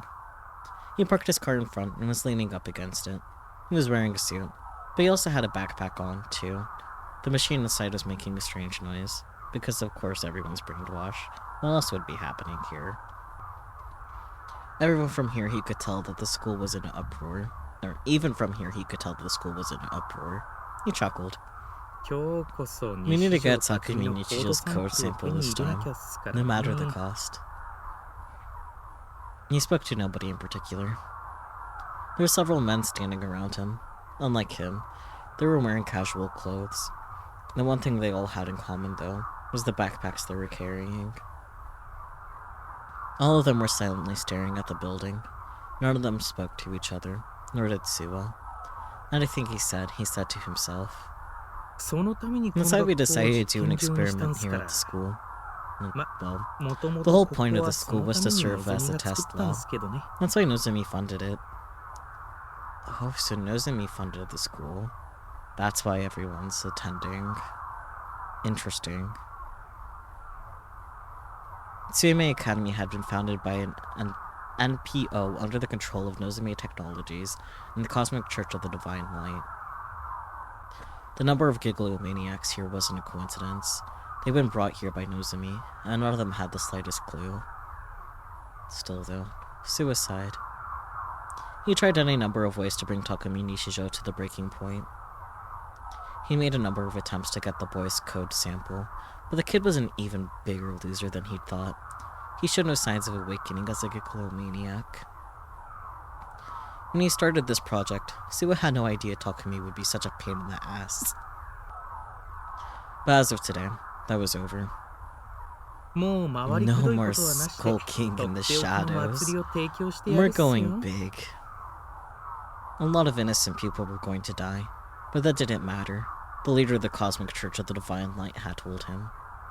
In any event, the third melt was going to destroy Shibuya this afternoon. No matter how many kids died here, it would be easy to make up a story about them dying in the earthquake. Nobody would question it. Alright. Time to get going. Suwa opened the trunk and took out his Darth Spider helmet. He put it on. The combination of suit, backpack, and Darth Spider helmet was an exceedingly bizarre one. I'm sure it is. But he himself didn't seem to care. He strolled up to the entrance and casually walked inside. The other men with the backpacks wordlessly followed after.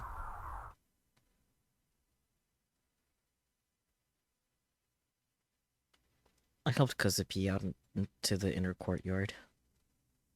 Senna was waiting for us there. Hey, Senna. I was wondering when you were going to show up. She glared at us when she saw us. The D-sword was in her hand. It was real booted already and glowing with a red light. You're both fools. This was a trap. Everything you've seen here is just psychological. Just a psychological attack. It's driving everyone crazy. That's all. You need to find the real enemy. Unless you destroy the problem at the root, the nightmare will never end. It's the porters. There should be men around here with backpacks. They're attacking you with delusions. Senna, are you Kozupiiii's friend? You're my friend, right? Kozue. Who's the real enemy? Are they what's behind all this? All the Rochi people who attacked us are automatically our enemies, so we killed them. I don't want to kill them. Kozupiiii's inner voice was contradicting itself again. That's what the enemy wants. They're all stalking me. I'm scared.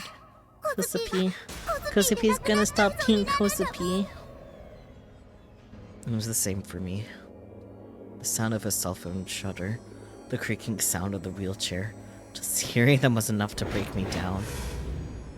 It was enough to make me lose control and give in to new murderous impulses.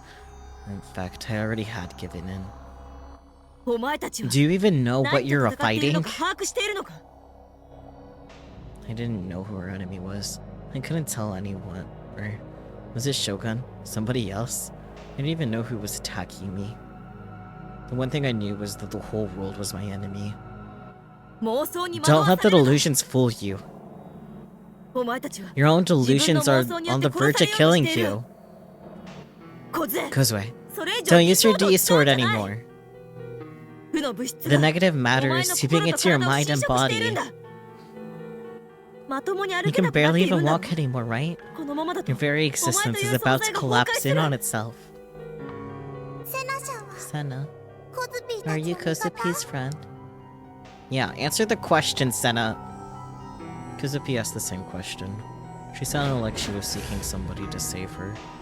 He gulped and waited for Senna's answer. I wasn't expecting anything. I wasn't, but I'm your friend.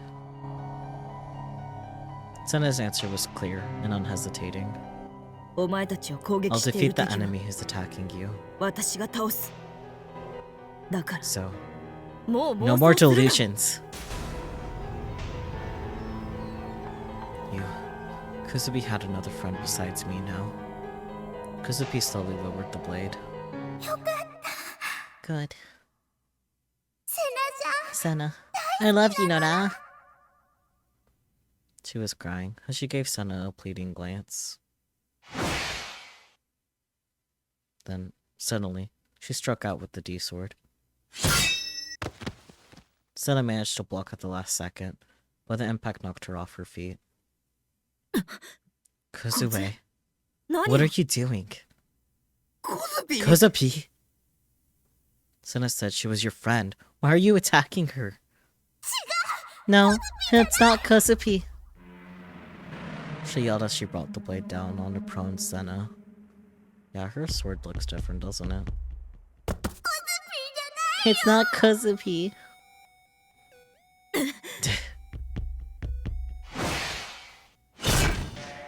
The blow hit the ground hard.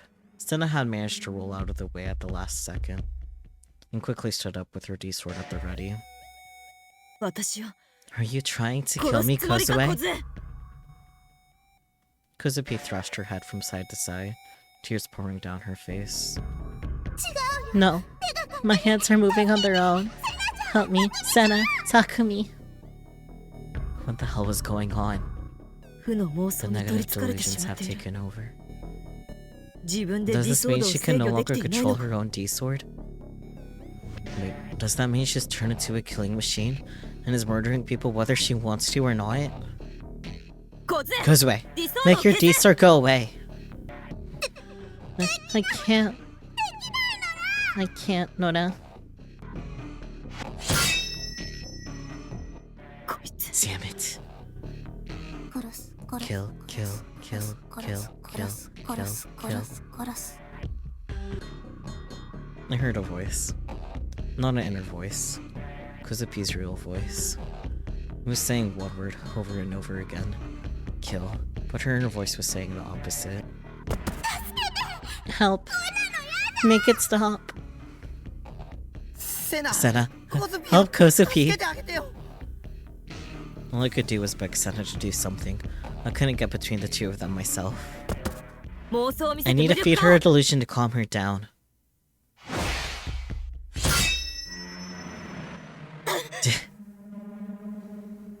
Kozupii's attacks kept coming. She swung the D-sword once, and then again, and then again. Each attack was the same, like she didn't know any other way to fight. 殺したくないのに I don't want to kill her. I don't want to kill Senna. Her body swayed. Her feet tripped. Her face wasn't even looking towards Senna, but her attacks were still deadly accurate. 殺す Kill, 殺す kill, ぶち殺す Kill, ぶち殺 kill してやる you. Her stance was terrible, and her swings were all wrong, but each attack was precise and deadly. Senna was being pushed back. I could see fear on her face. この Damn it! Their D-swords collided. Senna was knocked back.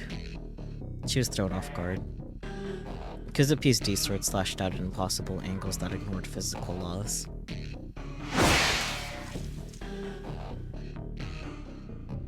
Blood sprayed out from her slender body. それは妄想だ And that's a delusion. Oh jeez. Senna was now behind Kozupii. Senna's corpse was on the ground, disappeared. Oh, Senna's corpse on the ground disappeared. I can read so good. Kozupii gasped as Senna grabbed her from behind. 理想度を Throw 捨て away ろ your 小杖 D-sword, Kozue. 離せ Let me 離せ go. 離 Let me せ go. Let me go. Let me go. 離せ殺して Kill me. コズピーのこと殺 Kill me, Senna. すコズピーは悪く It's な not い Kozupii's fault. It's not Kozupii's fault. みんなが It's 悪いんだ everyone else's fault. こんな自分 I don't want to see myself like this. I don't want to kill Senna, so... Kozupii's mind and body were contradicting each other. They were being torn apart. Her little body was trying its best to squirm out of Senna's grasp, and her heart was crying. 頼む Please, 剣を捨 throw て the てくれ sword away, 小杖 Kozue. 元に戻って Go くれ back to normal. 私はお前を I'll 見捨 never てたりしな abandon い you. お前は You're my only friend. 私の Aw. たった一人の友達で Senna's eyes were wet. I never thought I'd see Senna cry. No. And then Kozue's arms moved in a strange way. A way they shouldn't have been able to move at all.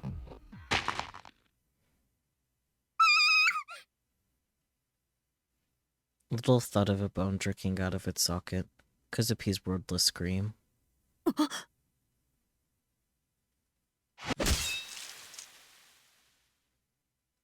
The next thing I knew, Kozupi's bulky D-sword had been pushed up against Senna's back and was digging into her skin like a saw. Senna's clothes were turning bright red. Senna gritted her teeth and knocked Kozupii away, but it was too late. As she flew backwards, Kozupii swung the D-sword again.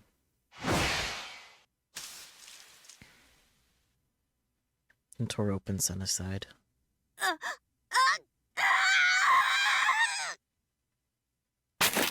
Senna was writhing in pain.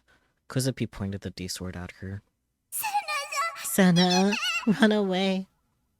死んじゃえ Die, 死んじゃえ die, 死んじゃ die, え死んじゃ die, え die. 死んじゃえ Kozue、 Kozue, すまない。 I'm sorry. すま I'm sorry. 死んじゃえ Die, 死んじゃえ die, 死んじゃえ die, 死んじゃえ die, 死んじゃ die. え I'm お前のこと sorry. I couldn't save you. やれなくて。私のこと I know you looked up to me, 慕ってくれ but た I の。 couldn't help you. 私はお前の力に。死んじゃえ Die, 死んじゃえ die, 死んじゃえ die, 死んじゃえ die. 死んじゃえお前の If only I'd heard your call for help sooner. もっと早く気づいてあげられたら。Kozueと The 話してい time る I 時 spent 間 with you 私 was only と time I was at peace. 唯一ほっとできる時間だった。死んじゃえ Die, 死んじゃえ die, 死んじゃえ die, 死んじゃえ die. 死んじゃえ慕ってくれ Thank you て for looking up to me. ありが死ね Die.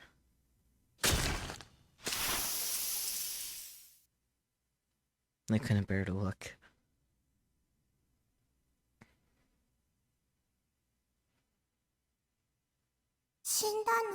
Is she dead? She was dead. Senna was dead too. She was Kozupi's friend. Maybe Senna could have helped us, but Kozupi had killed her. The D-sword was still sticking out of her friend's corpse. Her arm was hanging out of its socket, unable to move. Kozupi's expression was a cross between a smile and sadness. セナちゃん Senna. セナ Senna. ちゃん Answer me. 返事して Let's go eat some bugarigariku popsicles. 食べに行こう And よ then we could take another photo with the two of us. また And look at me. Okay. Her heart was crying. ね Takumi. え匠さんセナちゃん Why どう won't して Senna 返事して answer くれ me? ないのかな Why? どうして Senna is dead. 殺しちゃった I killed her. I 殺 killed しちゃっ her. たよ Kozupi now crouched on the ground where she once stood. She was holding Senna with one arm. She buried her face in her long black hair, which had once been pretty, but now was covered with blood. Why? こんな Why did Kozupi コ do ズピーね this? こ I んなこと didn't want to. 望んでない I の didn't に want to do it. 望んでなかったのにセナちゃんの I liked Senna. I loved Senna. She was like my big sister. お姉ちゃんみたいだなって思ってたのに So why? なんで Why コ did ズピ Kozupi ー kill はセナちゃんの Senna? こと殺したんだろう Why?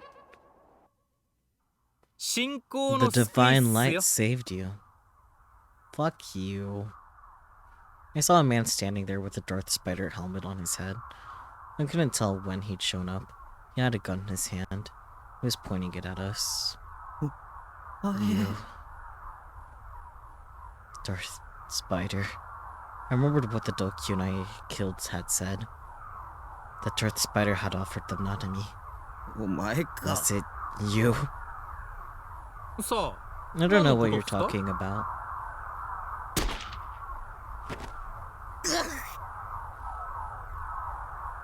He shot me. Pain ran through my leg as I dropped to my knees. Takumi! Kozupi's D-sword roared. It tore through the Darth Spider helmet like paper. The face inside wasn't Shogun, but that of a handsome young man. The man fired back, and blood spurted from her leg. She fell. No, I'm not going to kill you. I need your code sample. Who was this guy? What the hell did he want? I felt like I'd seen him somewhere before, but I couldn't remember. Why did he have a gun anyway? But this was the guy. The one that Senna had said was the true evil. Was he working for Shogun? Somebody else? I didn't care. He was the one behind all this. I wanted to kill him. But the pain in my leg was so great, I couldn't even stand. Next, he shot my shoulder. The impact knocked me to the ground. The bullet dug into my flesh, and I screamed from the heat and the pain. Then my arm. I dropped the knife I was holding. Pain signals from all over my body were stabbing into my brain. I couldn't even tell where I'd been shot anymore. I was going to die. I couldn't handle the pain. The man got closer. He looked at my face for a moment before taking something strange out of his backpack. It looks like some kind of headgear with lots of cords. 殺す I'll kill you. 何 What? 殺してやる。 I'll kill you. She stood up slowly. She was dragging a leg behind her. She could barely even hold her sword. こいつ What the hell? バ Is she カ even かよ human? 殺してやる I'll kill you! I heard the sound of the sword dripping through the air. At the same time, I heard the gunshot.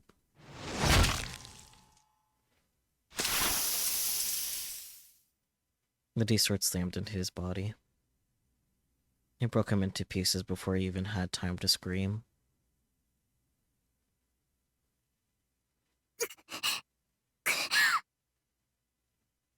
Kozupi moaned and spat out blood. His last gunshot had hit her in the chest. She fell face up in one of the flower beds. Countless black particles were gathering around her D-sword.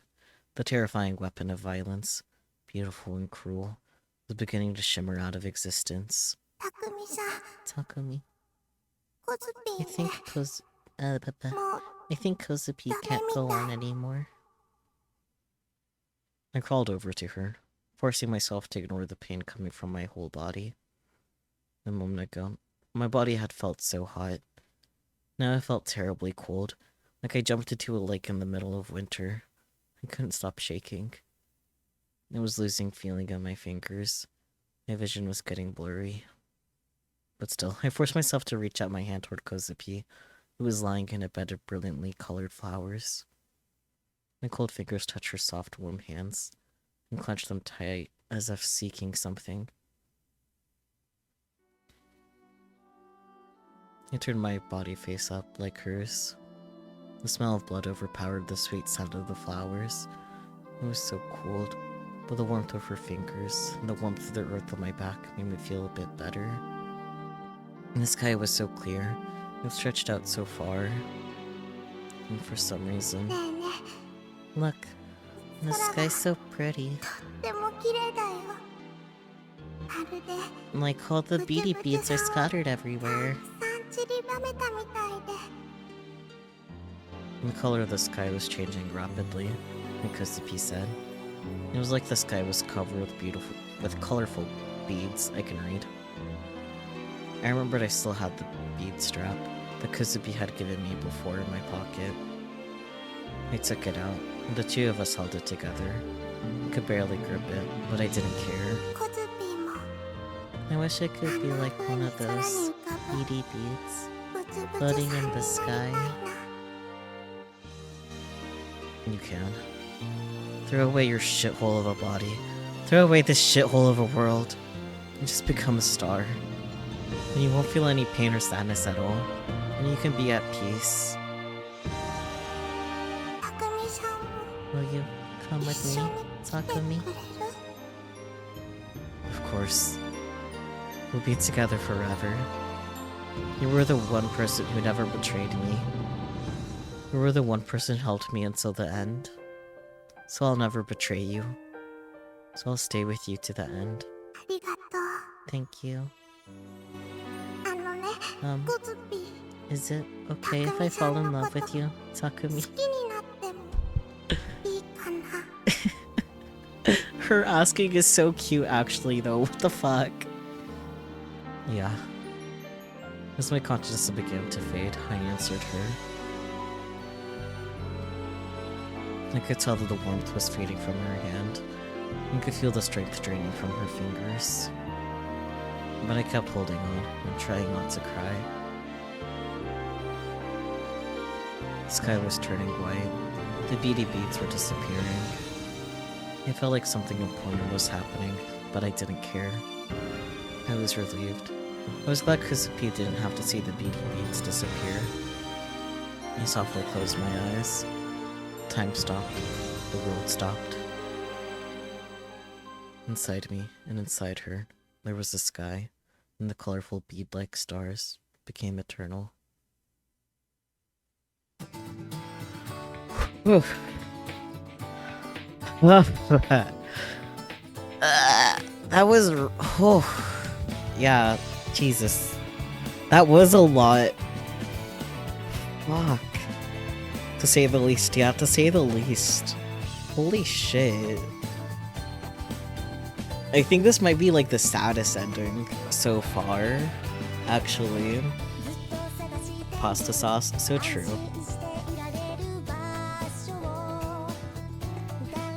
God. Because, like, at least with Bess's ending, like, Bess accomplished her goal of beating Gladio, you know?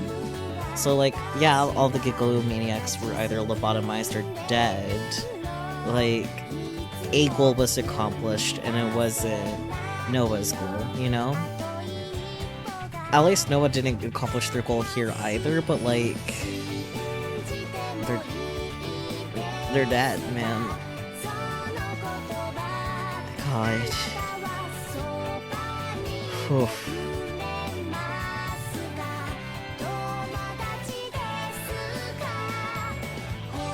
Senna's route isn't gonna be any easier. I know Senna's is also gonna be rough TM.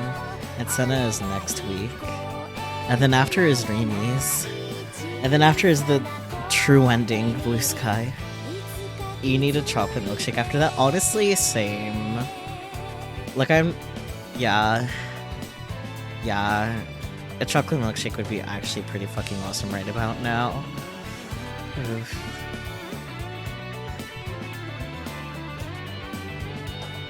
Man,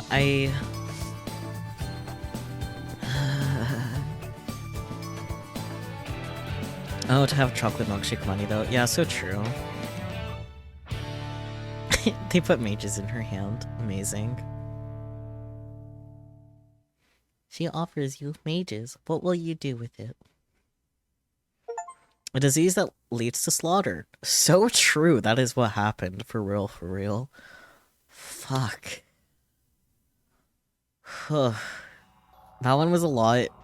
I'm honestly really worried about the other endings because of that one.